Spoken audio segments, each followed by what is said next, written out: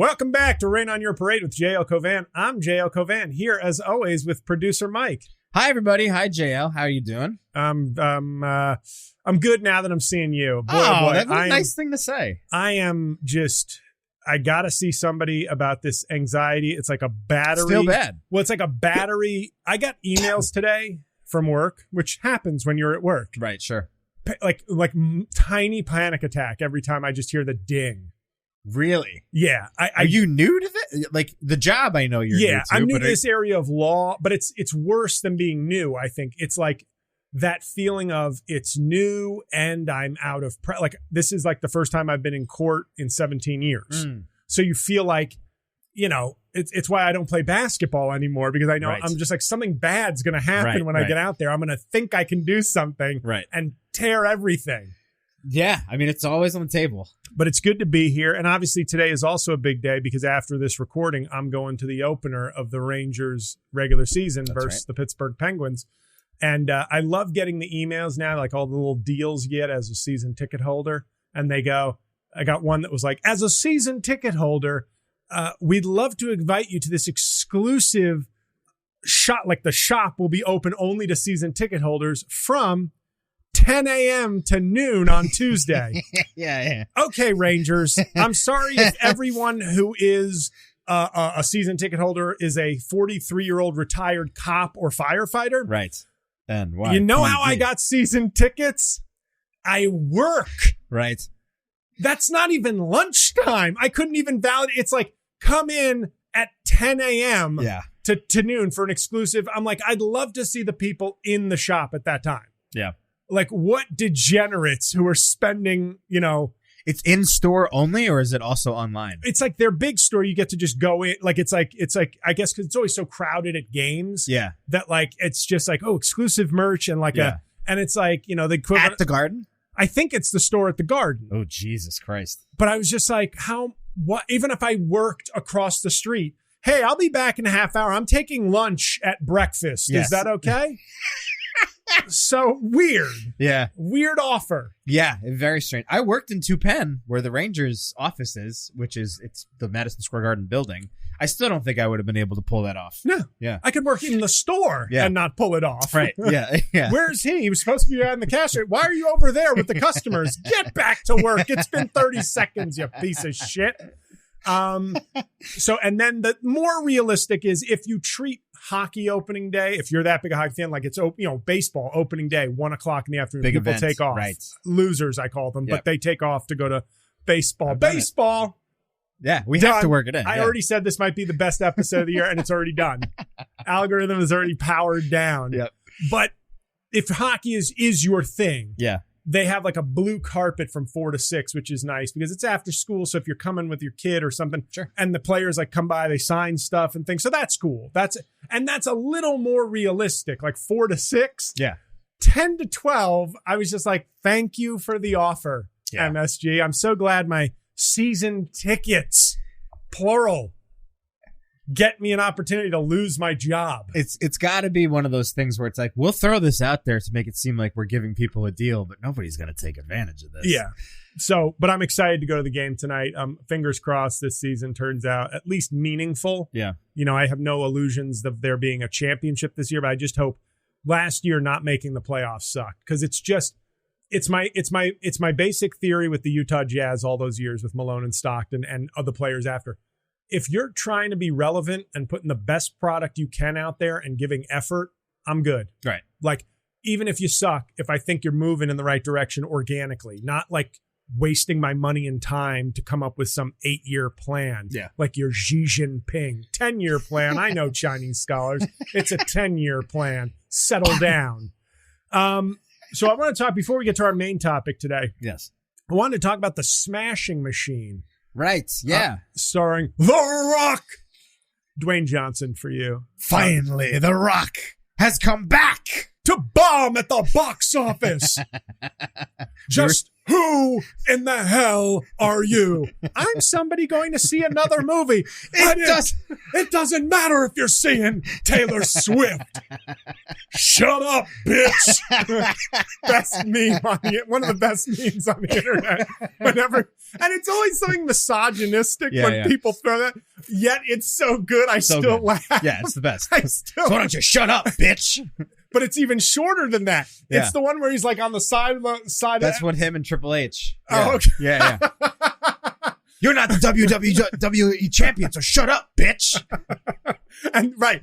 But they cut it just so whenever there's it doesn't have to be a woman, but if there's like a speech or something that somebody doesn't like and you're watching it and then all of a sudden it just cuts right in the middle and it's The Rock going, shut up, bitch. He was the best. He is, for me, I know people love their Ric Flair, Hulk Hogan, whoever they prefer for whatever reason.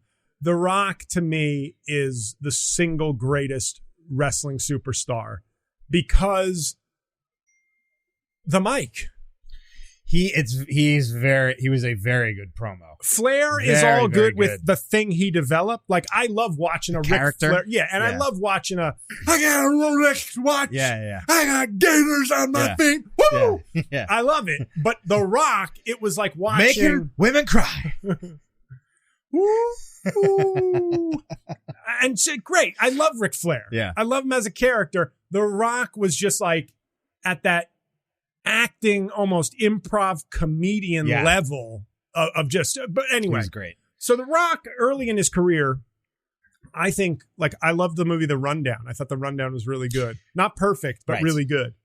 And he was in Get Shorty. No, he was in the sequel, Be Cool, which was not great, but he was out there really trying to do different things. Yes. And to me, when you watched him in WWF, like, I know it sounds to some people are like, wrestling? No. There's a reason he became a global superstar in movies. Yeah. There's real talent. There's real charisma. Like, he has it. Yep. He has it. Yep. And he seemed to just kind of decide, almost like a thespian version of Kevin Hart, that it was like secure the bag nonstop. Yeah. Build a brand that is an economic engine. Yeah. So like, whereas I would have loved to have seen him do a movie. I love the Jumanji remake. I thought was awesome. The first one. Yeah. I didn't see the second. First one was fun. The second one's but the first one I really thought was great. And I'm going, that was a huge hit. You can keep doing those. Yeah. But then you could do something else with your talent. But he seemed to, I remember early in his career, he lost all this weight because he was so big as a wrestler. He had to thin down. Right. 04, all of a sudden, he's just like... But it looked like he was trying to be like movie big. Yeah. Like Cena. Yeah. Like movie big is not as big as wrestling big. No. Wrestling big is like porn for muscles. Yeah. It's like, this looks fun and hot on camera. Yeah. In real life, it's awkward and you don't want to go to your nearby restaurant with your, expanded boob porn star. You're like, we should have just met at a hotel in Vegas. Yes. This is much more awkward than I thought. Those guys they're just like humongous. Yeah. There's no other word to describe me. Minus fat plus 100 pounds of muscle. Yes. You'd just be like, what is good? By speaking of which, when I was walking down the block here, I saw a guy who I was like, look at that mutant. Yeah. Probably 6'8". Yeah. As I got closer, I was like, oh, I'm 6'7". I am a mutant. Yeah. I'm sorry for judging you. You looked like a freak. Yeah. From a distance, but it turns out you're better. You're just like me. Yeah. But The Rock seemed to be going for like I'm going to be an action star, but I'm not trying to be just an action star. So I want to be able to do different things. Then he just kept getting bigger and more ripped and veiny.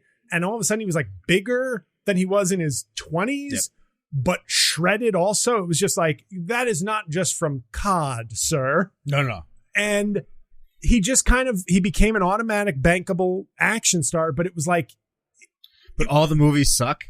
A lot of the movies suck. Yeah. But they're just like, did AI just give you a new, like, can I have a Rock movie? Yeah. Go. So this movie, The Smashing Machine, I think is probably his agent and his liver said, you can't keep doing these kinds of movies. Yeah.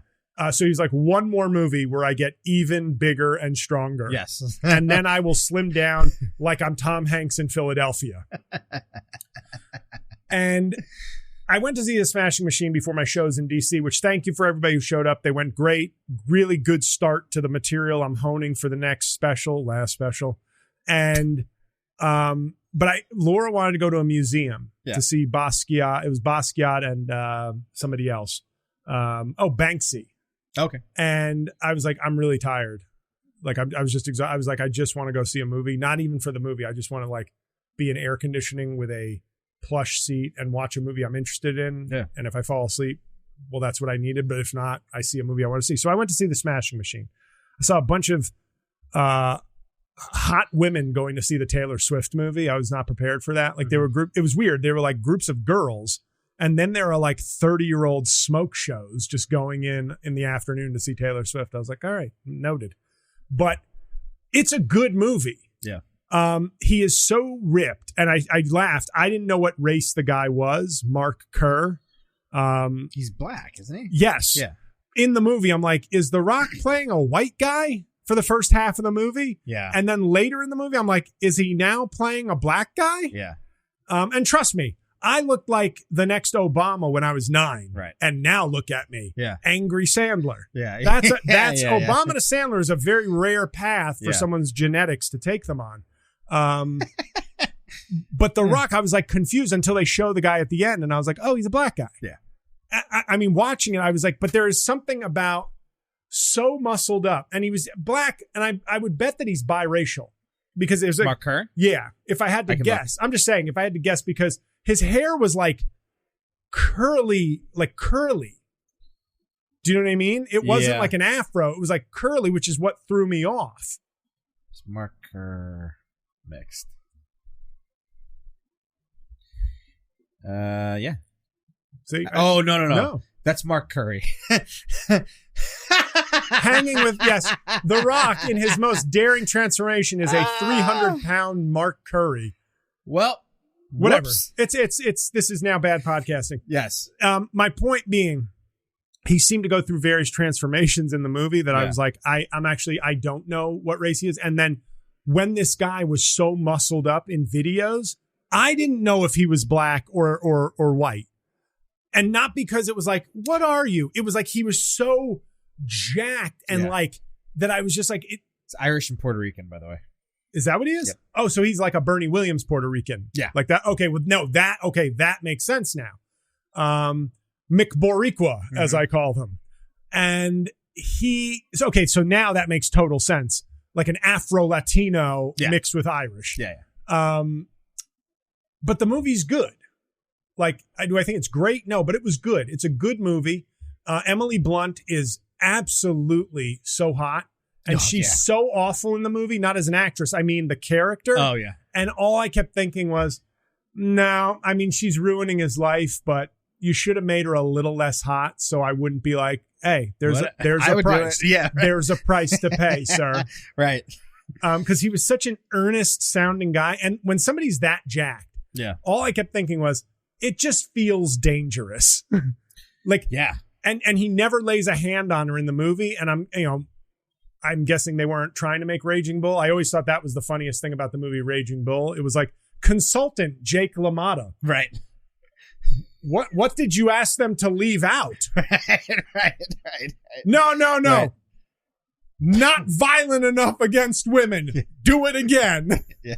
Right. That was, to me, that's somebody I trust. Yeah. Jake LaMotta. It's like, they're making a movie about you. That's the real story. Yeah. Like, you're doing all this. Yeah. You're not hiding anything from us. Like, who the fuck would make this movie and consult? Yeah. Right.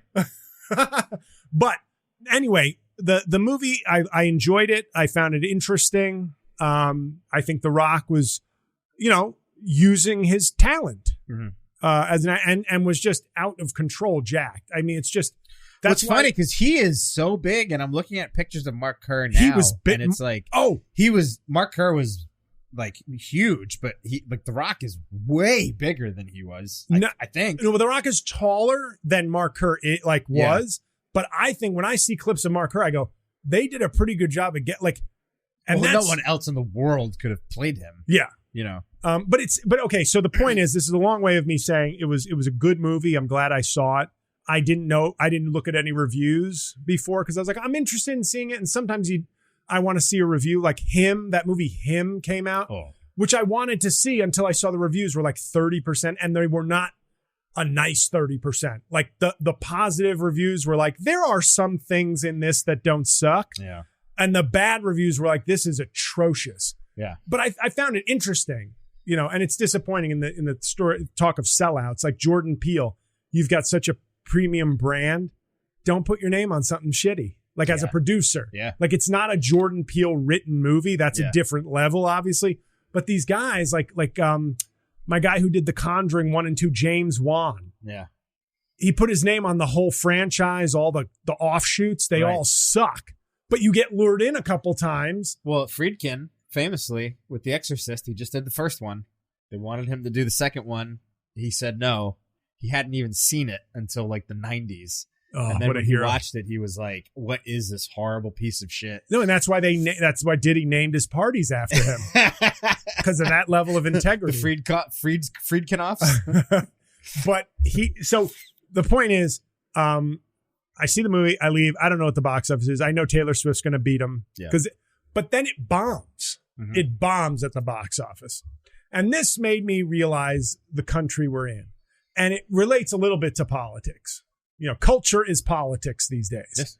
Now, it started, I would say, in like 2011, I believe. Wow, that's a fucking long time ago. Yep. Oh, my God. There was a Tom Hardy movie. No, this couldn't have been. Was it 2011? I'll look. Thank you.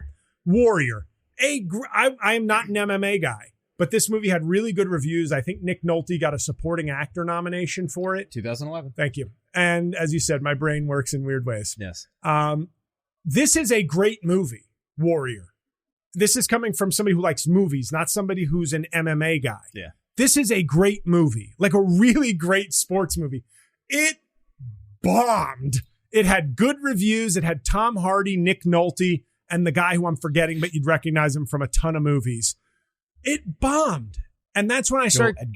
Joel Edgerton, thank you. That's when I came up with my theory at this time where I was like, I think the community in this country that likes this kind of stuff, they don't want the artsy portrayal or they don't want the quality portrayal. They want candy.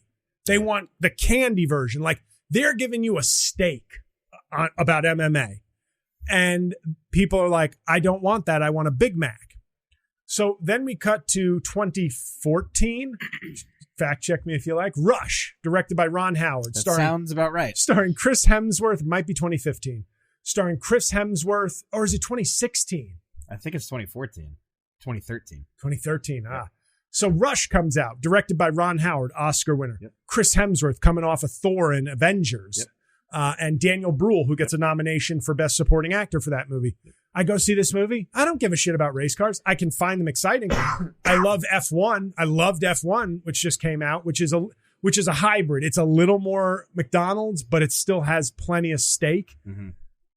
I love Rush. It's my third ranked movie of the year. Bombed. Mm-hmm. Bombed. Now, there's probably other examples to this, but The Smashing Machine is the latest example. And that is even more interesting because it's taking one of the most bankable stars. The movie, the sport that it's covering is at its apex right now, and nobody goes to see it. And this, I think, is America now. At least that side, like trying to appeal culturally to the manosphere, to the Trump wing. Art is gay. Yes. And if you make art, I'm not going to see it. What I want to see, like Boogie Nights would not do well with this crowd. You know what would do well with this crowd? A porn being released in the theater. That would do well with the Trump crowd. But a movie of quality acting and writing about porn, not as successful. Yep. So it's just, I think, another lesson that we should all be taking. When everybody's going, we got to reach out. We can't demonize the right or the MAGA movement. There is no there. It's a shallow pool of id. It's a shallow pool of id, and Trump is their leader. These are good movies. Like, to reject The Smashing Machine to me is so funny because it's like laying it out so obviously. Like this thesis I've been thinking about for, what did I say? 2011, Warrior. Yeah. I have been thinking about this and probably posted an unspoken tweet. 14 years ago, I thought this. And it's only more validated by Trump. They don't want a politician who addresses their issues. They want a carnival barker who shits on their opponent. And so I feel like we can learn in our society right now where culture is so linked to your politics. This is a lesson. This is yet another lesson of keep making good art, but stop trying to reach people who are not interested. And I think that goes the same for politics. It's a sort of brutish, crude kind of collective culture. And so trying to reach them with something else is not going to work in art, and it's not going to work in politics. And we're going to keep talking about those two things after the break.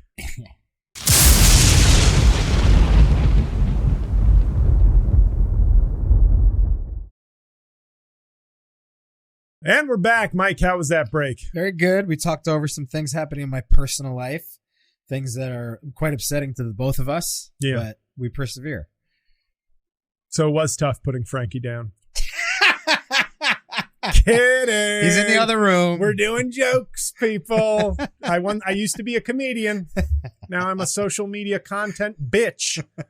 Were you going to add anything to that discussion before we move on to the main topic? Yeah, well, I wanted to obviously let you go because I know that you were kind of rolling, so I didn't want to get in the way of the momentum there. But I agree with your thesis. I think it's probably a little more prevalent in the Trump era. It's a lot more noticeable, I think, because the internet has kind of divided people in a way that is a bit more obvious. But I think that this has existed. If I had to put my film historian hat on, probably it's like a Reagan, post-Reagan sort of situation where you see it primarily in like Westerns and gangster films. Sure. When those types of films, I can think of specifically Unforgiven is like a great example where the point of Unforgiven is sort of about how the violence of the West is sort of like nonsensical and how the West is all like a myth. And the Clint Eastwood character in the end is like this, unforgivable, irredeemable, violent monster. And that's sort of the point of the movie. And I think there's a lot of people that watch that as just like a cool Western. Yeah. And they're like, wow, cool. At the end, Clint just gives it to Gene Hackman or whatever. And the whole point is like, not cool. This guy is really awful. That's the candy part that you're talking about, the Big Mac part. Same thing with a movie like The Wolf of Wall Street in modern times. The whole point of that movie is this behavior is really bad. Yeah. And this is all really bad. And meanwhile, Jordan Belfort, the real guy, goes on this like media tour after that, and people think about how cool he is. There's this cool story. It's how I feel about Trump people, like who committed crimes for Trump, who are now like valorized, like, oh, you turned your back on Trump. Here, let's subscribe to your podcast, buy your books, like Michael Cohen. It's like, how are you? Hey, you don't belong in jail the rest of your life, but you're a terrible person. Right. You did a lot of really bad shit. And that's the thing. It's like that. There was the point of the film, which was this is a really interesting story, but the moral here at the end is like if you live your life like this, it's like a bacchanal Slavinist way to live that is fueled by greed and is pretty bad. And the perception by a lot of people that I think watched that movie and were just like, that movie is so funny, and that movie is like, man, that story is just cool. I wish my life was like that. Like, there's people that watch movies like that and they're like, I wish my life was like that. Well, and in the Trump era, it gets to the reductio ad absurdum. It's where you just carry that trend until it gets absurd. And like Trump fans loving Homelander on The Boys, right? Who's like evil Superman, and like, oh, he's awesome, and like everybody on the show, and it fucked up the show. Actually, do you watch The Boys? I didn't. I'm not caught up. I watched the first like season and a half, I think. The fourth season, and I love that show, but the fourth season was very noticeably weaker because I think the creator of the show, he took the bait, which was, you idiots, you don't get it, I'm gonna mock you now, and it's like, stay to your vision, right? Like if they don't get it, fuck them, right? But you kind of were like, no, she's Marjorie Taylor Greene, and he's Trump, and they're stupid, and he's going to kill you all. Like that, like it was like, and then it becomes not art. It becomes not the whole point of what you're doing. It's no longer allegory or whatever it is. It's like a literal like fuck you, right. And I feel bad, and I don't like to criticize it because I think the guy made a great show, right? But it's almost like that the fourth season was just like, just ignore the idiots to a certain extent. Don't let them change. You can be mad at them, but don't let it change the somewhat nuanced approach to the show. But I was going to say Wolf of Wall Street. I saw that on Christmas morning with an ex-girlfriend who was playing a stripper grinding on DiCaprio in the movie. She was in it? Yeah. No kidding. Great. Yeah. I used to be somebody, man. Yeah. No. I know. But I don't know what else I was going to say. But in terms of movies, I guess The Boys makes the point of like, I would just say the Trump era and social media has accelerated to the absurd level now, where like The Rock can do anything he wants except make a movie about the shit they like if it's a real movie. Right. If it was The Smashing Machine about a guy who just spends 2 hours smashing that Emily Blunt puss $300 million at the box office. Well, have you ever heard the South Park guys talk about 300, that movie? Dude, they are so on the money they fucking hate that movie. Yeah. And that Zack Snyder, of course. Their whole thing was just like, this isn't like a story. This movie shouldn't have been made. This isn't the hero's journey. They're like, the hero is awesome. The hero is awesome. He kills a bunch of people. They're awesome. It's all just like, this is all awesome. And then they die. Like there's no arc. There's no, and it's exactly what you're talking about. It's like that crowd likes those movies because it's just like, dude, these guys are ripped and they're kicking ass and they're awesome. But that's not really a story. But I'm not gay. Right. There's no redemption. There's no reason. Can I say what I like about that movie? Watching them spin around and it's the cut people's heads off. I like the kind of graphic novel-y appearance of the movie. The style. Style. I like the style of the movie. Right. But let's get to our main topic. Yes. This is kind of a Bad Bunny and TikTok story. So last Sunday, when Bad Bunny was announced as the Super Bowl halftime show, I feel like the bat signal went up for JL to make a video. It's always up. It really is, dude. Yeah. When I get home from the Ranger game, I have to do a couple of cameos. The joy is gone. I feel like one of the sex workers at Diddy's party, like hooked up to an IV. Yeah. I just got to get back in there and just keep fucking. I don't even know what I'm doing. Yeah. So I made the video, and as of today, 9 days later, it's at 2 million plus views on Instagram, 1.5 million on Facebook, 1.8 million on TikTok, and like 25,000 on YouTube. Thanks, YouTube. Yeah. Most subscribers I have on YouTube, fewest engagement. It's awesome. The reason I bring that up, before I get to Bad Bunny in real life, Bad Bunny, various people have been lip syncing and reacting to the video I made. As of right now, 2 lip syncers have surpassed me. Using your audio. Using my audio. with attribution. Yes. It's the circle. You rip the audio and my face is like in the circle, indicating that it's my audio. And here's the better part. I believe now 2 reaction videos. Yes, 2 reaction. It's somebody sitting there listening to me because they think it's Trump and just going, yeah. Those have passed me in views. Yeah. So I sit in 5th place for my own video.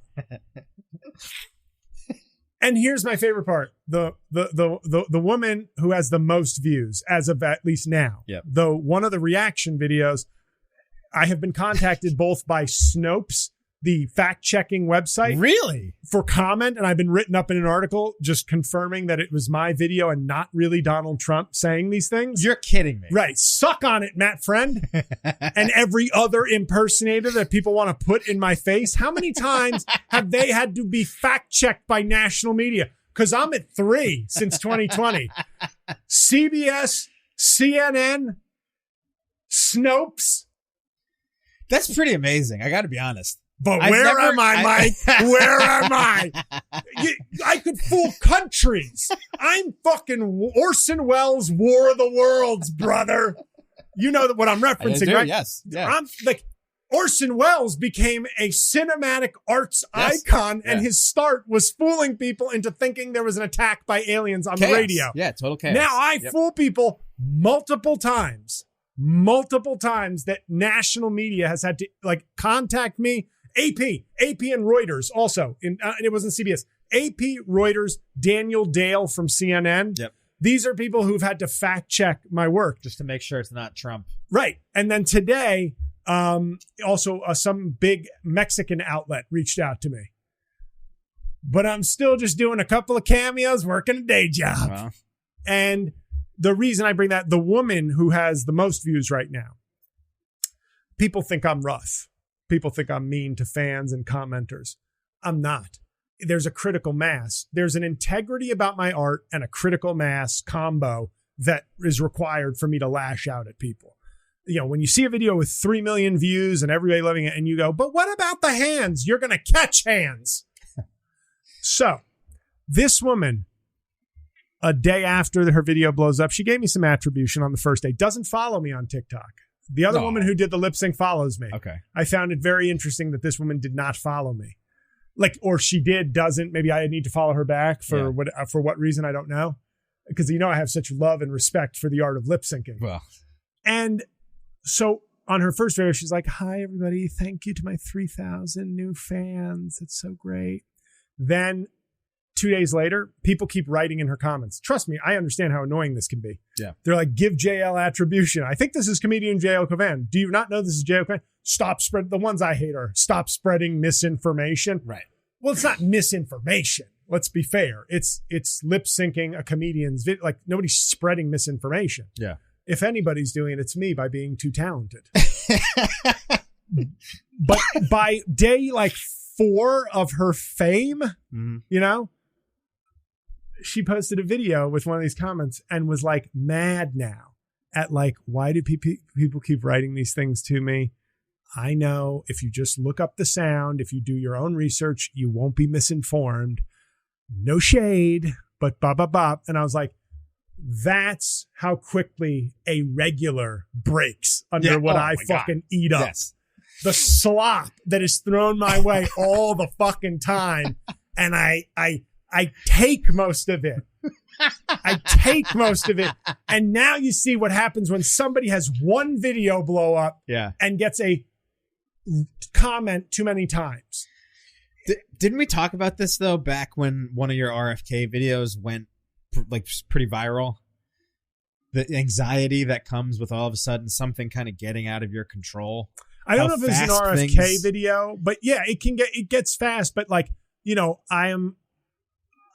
I think I have enough that I don't want to say I'm built for this. Yeah. Nobody's only a psychopath is actually fully built for the era we live in. Yes. But, yeah. But I am, as much as I highlight things to people, morally for content to be like, look at this, look at that. Not I own anybody, but just like, here, I'm venting, enjoy this, destroying this person to smithereens for your own enjoyment. I don't think this is going to change anything. But it was just interesting to see somebody off of my video who's done nothing. They're fed up. Right. They're fed up and they have yet to contribute anything to the artistic discourse. Right. And they're already done. Yeah. So give me a little bit of a break. But I loved getting fact checked. It's like, we'd like to fact check this. We're getting, you know, there's a lot of national attention on your video. Now, all I want is, can I get the fans now? Yeah. For the 500th time in 5 years, can I now get the fans? Oh, no. Everybody else gets fans and gigs. I get to be like a case study in media misinformation. Yeah. Because I'm good. Yeah. That's the frustrating thing. It's like, I would like at some point for it never pivots. It never pivots to, that's a comedian doing that? Wow, I should follow him. Wow, I should check his shit out. Wow, I should go to a show. What? No, it's just like, oh, well, I like what you did with his work. Follow. I know. All right. So here's my question for you. You're looking to get something out of this, some sort of what's the word we want to use? You want to be rewarded for this work. You want So and I have been. I've picked up a lot of followers. Across platforms. But knowing, now we've been having this conversation for a few years. We've been feeling the decline of like the old ways are over. It's not like I'm a big fan of this comedian, so let me go buy a ticket. Sure. So now I guess my question is, what would be the satisfying? All right. Finally, the recognition that I deserve. Truth be told, in a cynical way that we've approached. Yes. Like 30 million views that pay me. Like in other words, so money off of something actually going. Because if I'm really giving viral. up on people just being like, you're a great comedian, where can I find more of your work? Yeah. Money. Okay. So to quote Don Draper, that's what the money's for. Right. So that's a fair response. And I'm not a mercenary. I'm just being realistic, saying I've made good work. Option A is to become a respected comedian and get work and ticket sales, which is like an oxymoron. I'm sorry. What is this? 10 years ago? 15 years ago? And so the consolation prize, because if you were a successful artist, money often comes with that. Not guaranteed. Yep. But if you can't get the career, I would just love to have had, because on these different platforms, on Instagram, Facebook, and TikTok, I do get paid a little amount. Yep. Obviously, when videos hit huge, they can pay decently. Right. And YouTube. So if this got 30 million views, if all these sound bites just were views for me, I wouldn't sit there. I wouldn't be foolish like I was 5 years ago and go, it's finally happened. Right. People are now going to experience the world that is JL. Theaters. Yeah. Yeah. But I'm a little more mature now. This is what's so funny. Every time you lower your expectations, the entertainment business still undercuts you. Yes. So it's like, all I want is the views. Fuck a career. Just give me the views. What's that? 8 people have more views than me for my own thing? How? Right. How? Right. How is it? Whatever happened to the days of Sarah Cooper, those halcyon days where it was, a real artistry would just copy the president and lip sync him. Right. Now they're lip syncing me and people are thinking it's the president, and yet it never circles back to, wait a second. That's JL. Yeah. Boy, oh boy, that guy sounds impressive.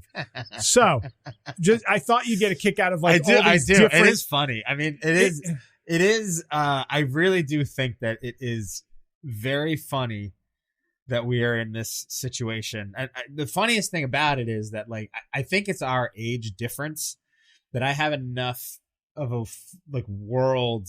Like, my foot is in a world now where, like, I have access to people that are Gen Z, that are that young. And I have access to people that are around my age who still, there's like a half-life there of people who were like a little more indoctrinated to the internet and are a little more used to how silly all this stuff is.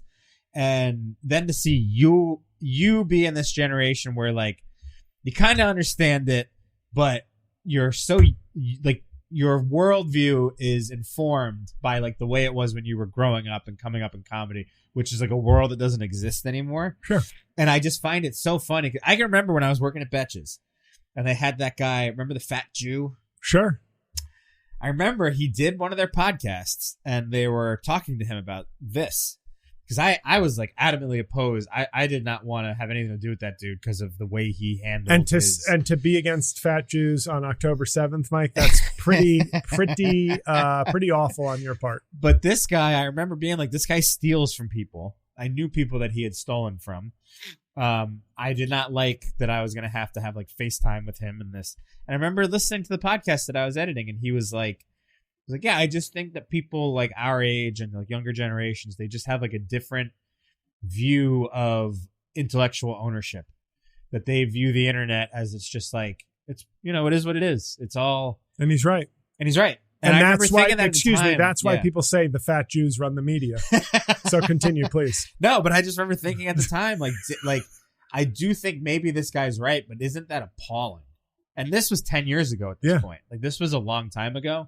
And this was a guy who had used this new philosophy, not because he was a creative, like artistic person. He was a pure businessman who was like, how can I get over and turn this into brand, whatever, by taking other people's shit.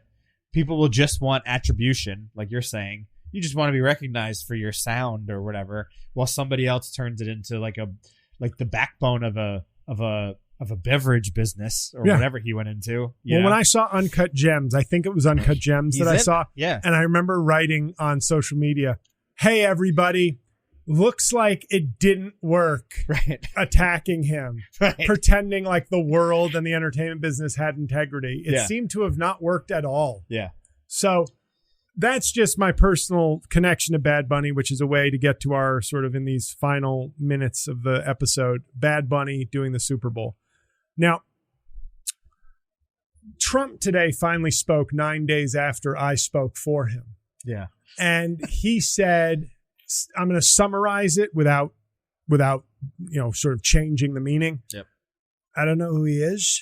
I don't know who this person is. I really don't. But I think it's a horrible thing that they've done this.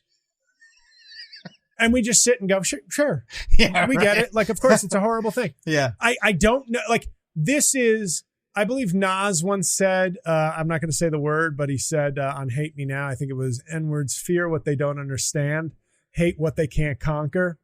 It's just a theory of man. I feel like Ari Melber now on MSNBC. Yeah. But the point is, Trump literally is like, it's like a Mel Brooks satire of like an ignorant racist. It's like, I don't like it because I don't know it. Yeah. And that's good enough for half this country. Yeah. Like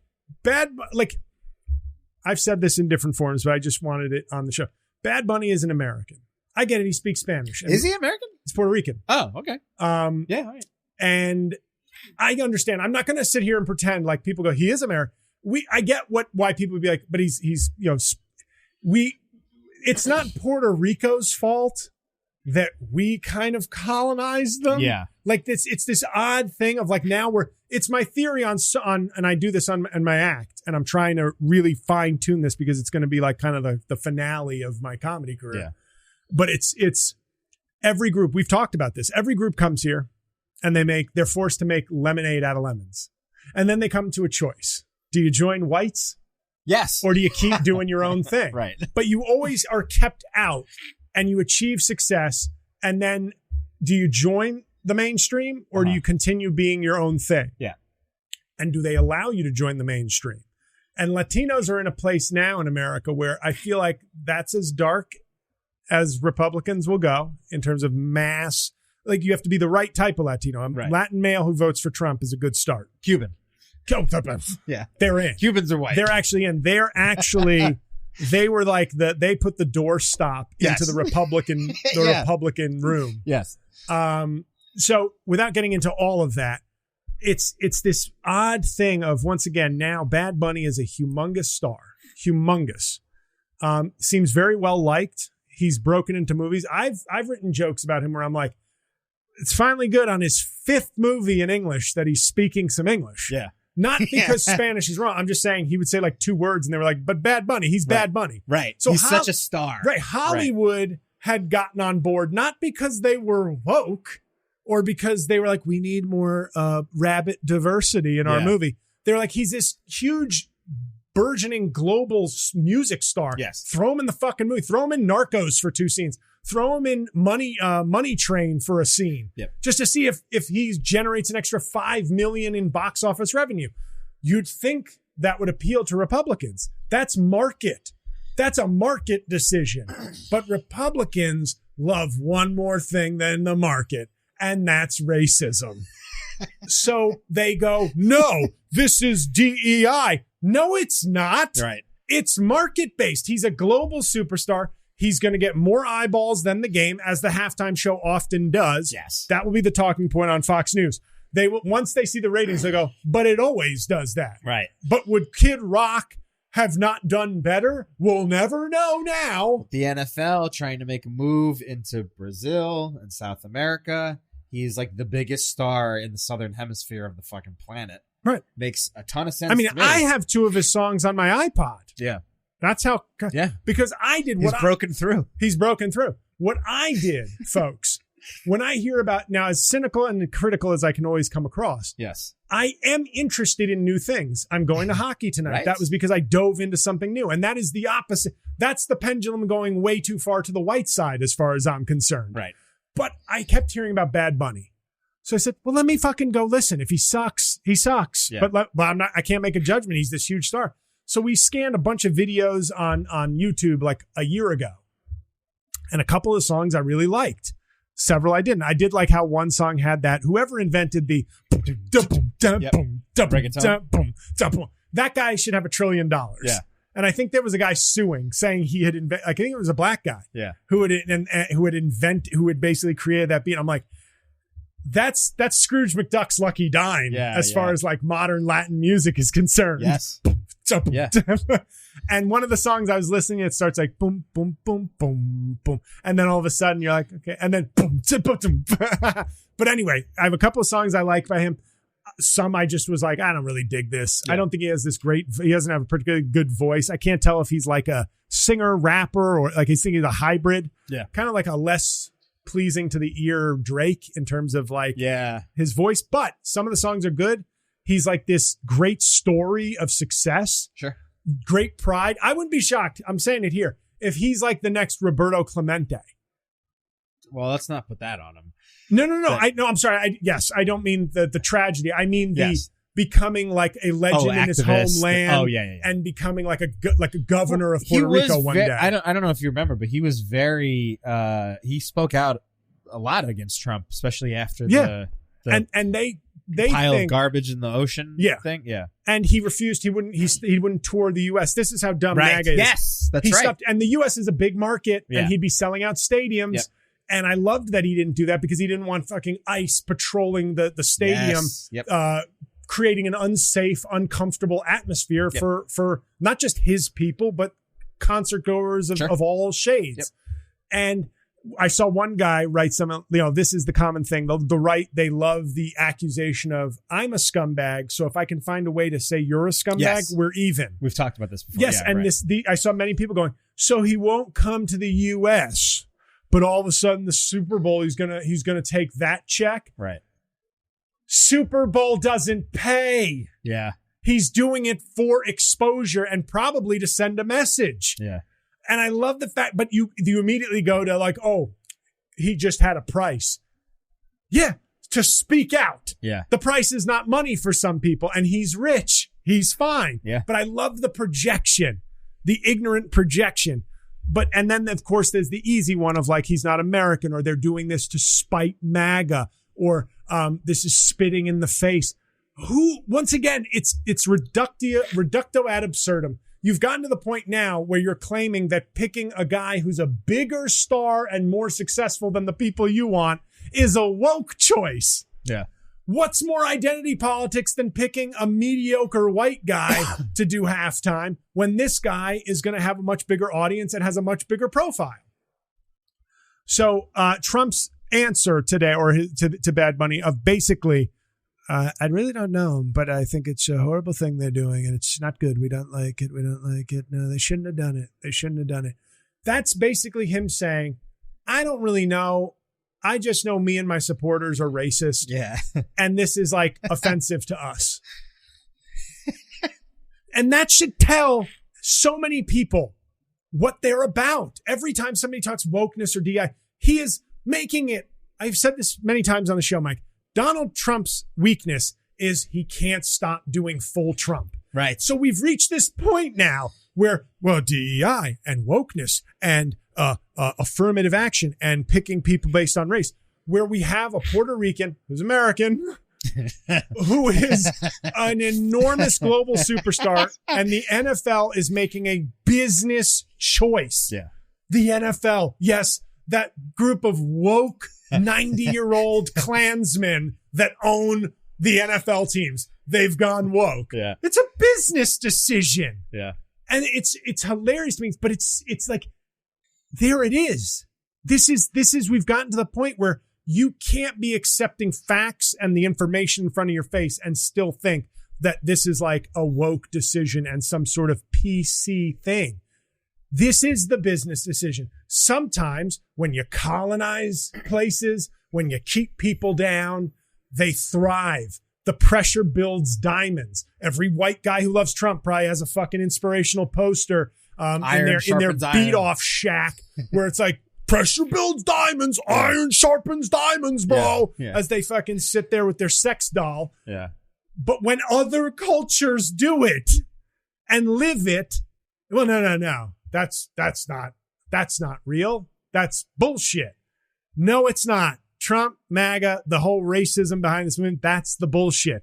So I'm glad to see Bad Bunny. I'm not like some super fan of Bad Bunny. I think the dude is, as the kids would say, standing on business. He has made tremendous success for himself. He has a couple songs I like. Everybody seems to like him, speak well of him, that work with him. So what's not to like here unless you're a racist piece of shit? And we'll be back shortly with Comedy Talk.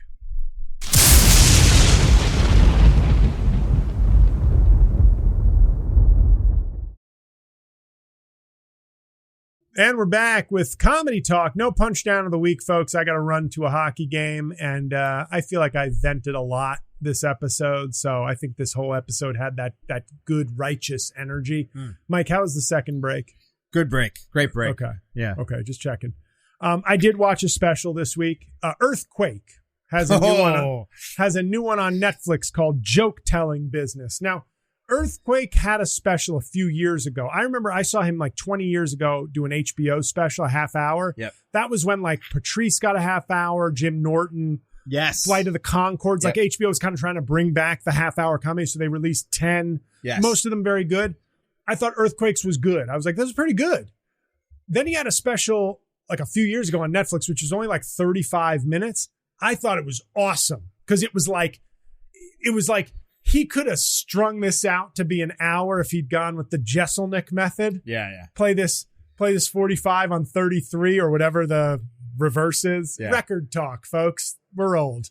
But it was so good because it felt like, oh wow, you just gave me like pure, uncut 36 minutes of comedy, no fucking around. Like could have strung it out into an hour. It was just like, no, get these jokes. And it was awesome. Joke telling business. Without being an expert on Earthquake, it felt a little, sometimes you just get that feeling. Plenty of laughs. I don't want to act like I didn't laugh. But there is some element to it where sometimes you're just like, are you doing an Earthquake special? Are you doing it? And that's a thin line, and I could be wrong, but it just like, he kept saying, black comics sometimes have a trope where it's like they have a hook, a catchphrase. Yeah. So he kept telling, these ain't jokes, people. Yeah. And they got a lot, but I was like, I don't need it. Just my personal preference. I don't need the hook and the constant. Plenty of good jokes. I would recommend if you want a good special, it's fine. And if you're an Earthquake fan, there's nothing wrong with this one. But if you are just like, who's this Earthquake? I don't know. His special from a few years ago, I would guess it's in like the 2021, 2022 range. That one was really good. It should be like the 35-ish minute one on Netflix. I'd say go watch that. Start with I think the best one. But Joke Telling Business is it's solid, but it's not spectacular. I'd say go to his previous special if you want to see something super funny. But that's it for me, guys. If you're still listening, thank you. Philadelphia, October 22nd. I'm in Totowa, New Jersey, October 16th. Totowa, is that how it's pronounced? Toyota. I'm in Toyota, New Jersey. It's near I can take the train. Right and north, like away from Newark and New York. Yeah. So it's fun to know that I'm on the same train line. Totowa, Totoya, Latoya, Jackson, wherever it is, it's on my website. Philadelphia, huge show, October 22nd. A bunch of other shows, including Canada, Charlotte. Get your tickets, tell your friends, leave 5 stars for this podcast. Check out my Patreon, 500 other solicitations, and I will see you next Thursday.